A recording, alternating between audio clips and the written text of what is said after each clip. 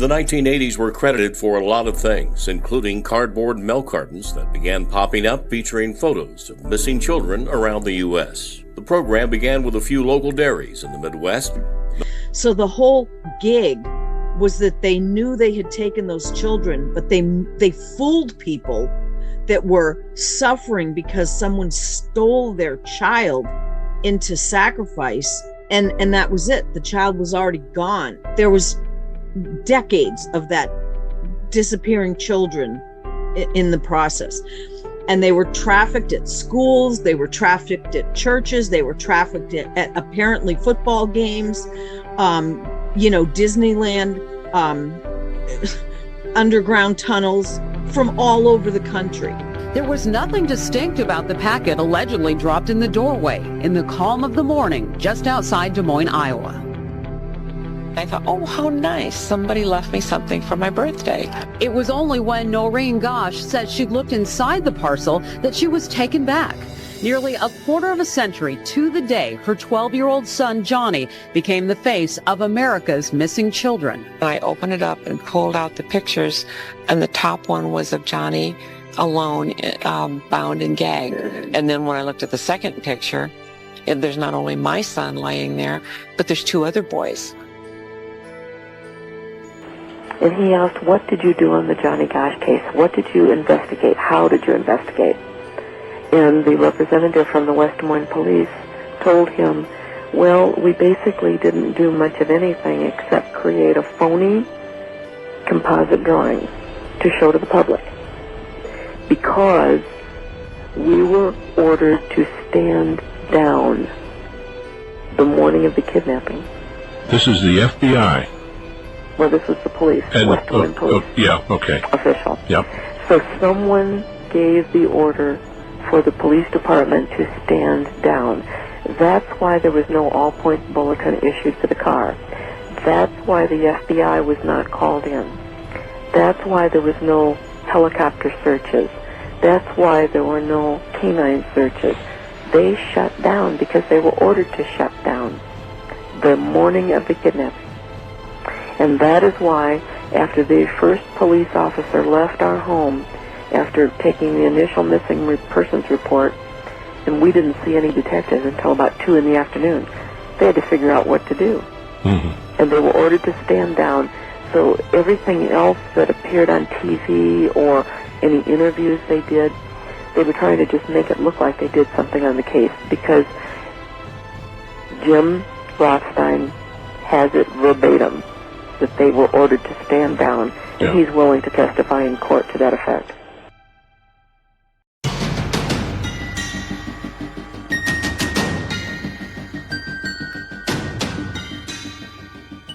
Do you guys remember all of the famous celebrities that used to do the Got Milk campaign? Now, do you guys remember all of the missing children that used to be on the milk cartons?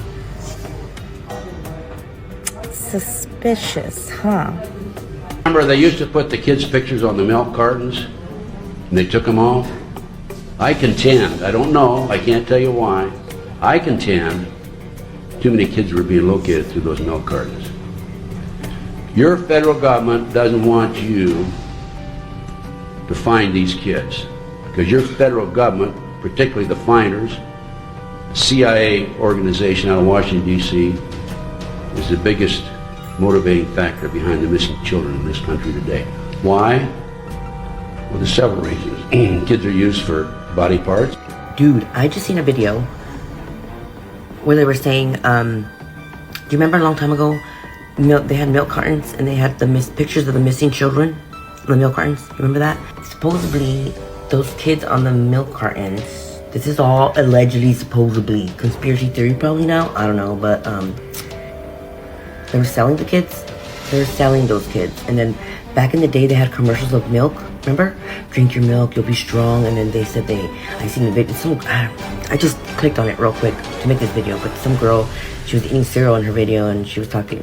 She like wrote her caption about the celebrities making commercials. They have milk mustaches. Like, milk is so good. Drink milk. So everybody would buy the milk. In the back of the milk cartons, they would have the missing children. But those missing children in reality were like being sold. You would like call the number and all that. Something very creepy happened. In 1997, his mother made a very strange claim. She said that Johnny turned up at her doorstep one night. It was the middle of the night and he was standing on her doorstep with an unknown man. She says she was sure it was her son Johnny because she checked for a birthmark that he had on his chest and it was there. She also said that she invited him into her house and he sat there for an hour talking to her, but he wouldn't tell her where he was living and he said he was still in danger. But then he walked out the door and was never seen again, so police didn't know whether to believe this mother. Was she going crazy? Did she actually see him? The whole case was very bizarre and creepy. What's weird is that around the time that Johnny was actually taken on his paper route, there were other missing cases about boys who were also taken on their paper route. Very similar circumstances, similar ages. It was like someone was out there targeting that type of person.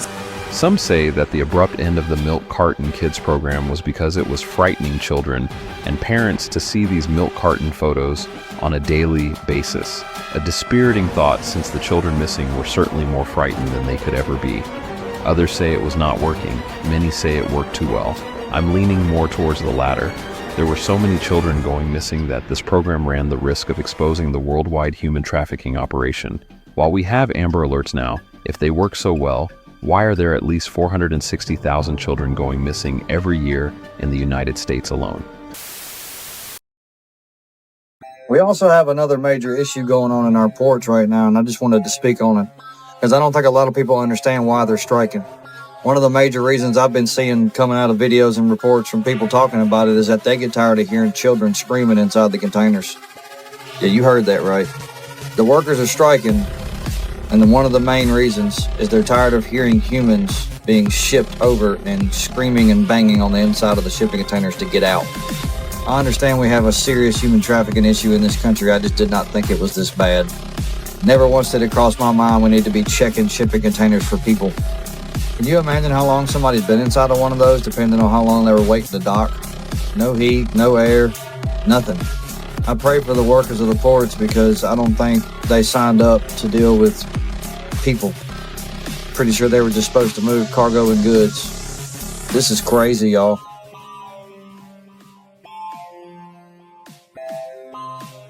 In the latest example of international human trafficking, 35 people from the Indian subcontinent were found crammed in a shipping container that arrived in England. One of the victims was dead, while others are being treated in a hospital. The shipping container arrived in the port of Tilbury in eastern England on Saturday from Belgium. The victims had been kicking the container, and when the authorities opened the door, one of them was dead and others were suffering from severe dehydration. Port staff were busy searching other containers from the ferry in case there were more people inside. The nationalities of the victims are yet to be determined, but authorities say they are from the Indian subcontinent and they are unable to understand English. The victims are being treated at a hospital, and the police say they will question the victims when they are released.